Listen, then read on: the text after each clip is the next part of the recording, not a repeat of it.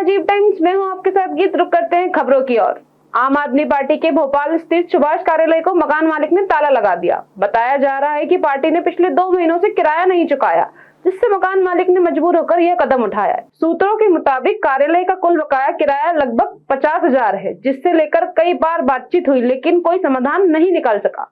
आखिरकार मकान मालिक ने कड़ा रुख अपनाते हुए कार्यालय पर ताला जड़ दिया। दिल्ली में हाल ही में संपन्न हुए चुनावों का असर अब मध्य प्रदेश में भी दिखने लगा है। राजनीतिक विशेषज्ञों का मानना है कि आम आदमी पार्टी के लिए यह घटनाक्रम मुश्किलें खड़ी कर सकता है। वहीं पार्टी के स्थानीय पदाधिकारियों ने इस मामले का चुप्पी साध रखी है, पर इस पूरे मामले पर अब राजनीतिक गलियारों में चर्चाएं तेज हो गई हैं। क्या आम आदमी पार्टी इस विवाद को सुलझाने में सफल होगी या फिर यह मामला पार्टी की छवि पर असर डालेगा, देखने वाली बात होगी। क्राइम ब्रांच इंदौर पुलिस ने दिल्ली स्थित एक डार्क रूम पर छापा मारकर फर्जी डिजिटल अरेस्ट गैंग का पर्दाफाश किया है। इस गैंग के 3 आरोपियों को गिरफ्तार किया गया है, जिनमें 2 आरोपी कन्नौज उत्तर प्रदेश के रहने वाले हैं।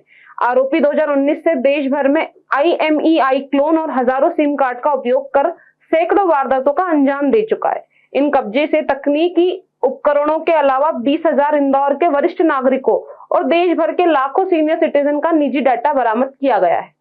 गिरोह ने इंदौर की 65 वर्षीय वृद्ध महिला को झांसे में लेकर 46 लाख रुपए की ठगी की। आरोपी खुद को सरकारी विभागों जैसे telecom regulation authority of India, custom विभाग और PFRDA के अधिकारी बताकर पीड़ितों को डराते थे और झूठ पुलिस केस में फंसाने की धमकी देकर पैसे ऐंठते थे। बैंक खातों को किया गया फ्रीज। इंदौर पुलिस ने पूर्व में इस ऑनलाइन ठगी प्रकरण से जुड़े 42 बैंक खातों को फ्रीज किया, जिनमें करोड़ों रुपयों के ट्रांजैक्शन पाए गए हैं।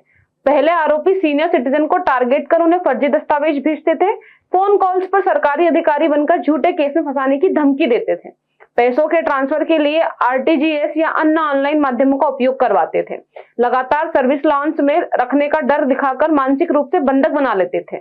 इंदौर निवासी एक वृद्ध महिला ने NCRP पोर्टल पर शिकायत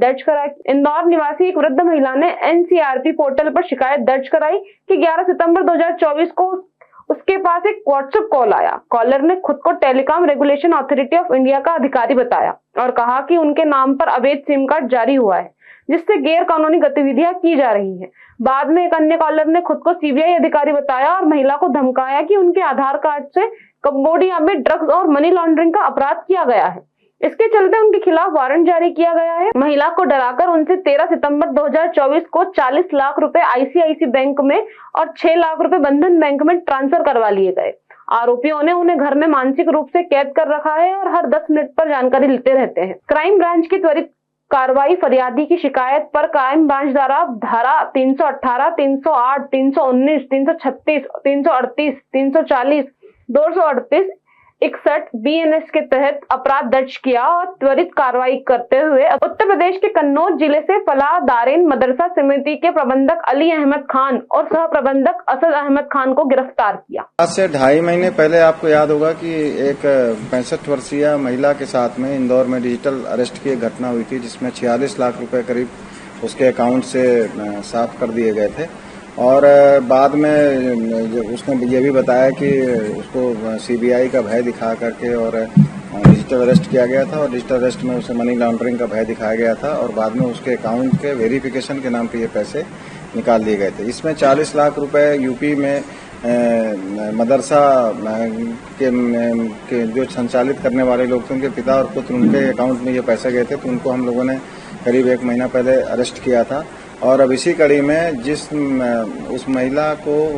वृद्ध महिला को जिसने कॉल किया था, ऋतिक जाटव नाम का व्यक्ति है, उसको हम लोगों ने दिल्ली से टेक्निकल एनालिसिस के आधार पर उसको उठाया है और बाकायदा जब इससे पूछताछ की गई तो ये मालूम पड़ा कि एक कॉल सेंटर चलाते थे। इस कॉल सेंटर में करीब 7-8 लोग थे, जिसमें से कुछ लोग साउथ इंडियन भी थे और कुछ नॉर्थ इंडियन भी थे। और इसका जो सरगना है उसने जो शादी करी है वो साउथ इंडियन किसी लड़की से शादी की है और जिसकी वजह से साउथ इंडियन से भी ये लोग साउथ इंडियन लैंग्वेज में बात करते थे।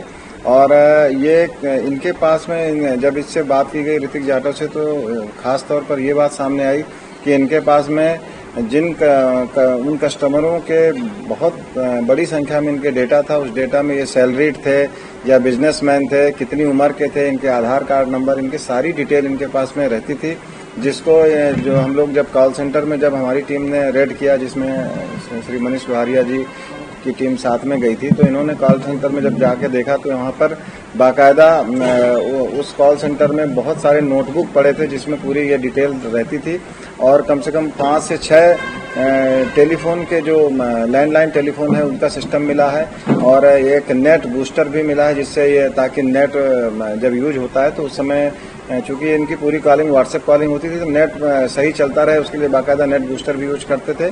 और इन्होंने एक कमरे में ये सारे के सारे लगातार कॉल करते थे। इसमें जो 6-7 लोग थे उसमें से 3-4 लड़कियां और बाकी लड़के रहते थे, और ये कॉल करके इनका उद्देश्य ये रहता था कि जो कॉल में कोई भी अगर कस्टमर, इनको ये कस्टमर बोलते थे, अगर कोई कस्टमर इसमें आगे बातचीत करने लगता था तो उसको फिर ये लोग अपने बातों के जाल में फंसा करके डिजिटल अरेस्ट करने की कोशिश करते थे, और इस तरह से ये सफल हो जाते थे।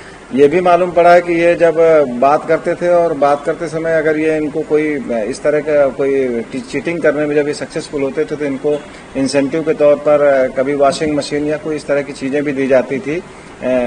वैसे तो ये जो कॉल करने वाले लोग थे इनको लगभग 20,000 रुपये पर मंथ के रेंट पर ये मेन जो मुख्य सरगना है वो रखता था। और ये भी एक पता चला है कि सुबह 10 बजे से लेकर के 6 बजे तक इनके ऑफिस चलते थे बाकायदा, और उस ऑफिस में जो भी सिम और जो भी चीजें यूज होती थी वो उसी दिन डिस्ट्रॉय करके ये नए सिम लेकर के नए दूसरे दिन आते थे, और इस तरीके का इनका ये चलता था। ये शुरुआत में ये जो है अपने आप को ये एक जब इससे बात की गई थी तो ये स्क्रिप्टेड स्पीच भी इसमें जो इनके पास में 8-10 डायरी भी हमने मौके से बरामद करी है जिसमें स्क्रिप्टेड स्पीच लिखी होती थी कि इनको बात क्या करना है।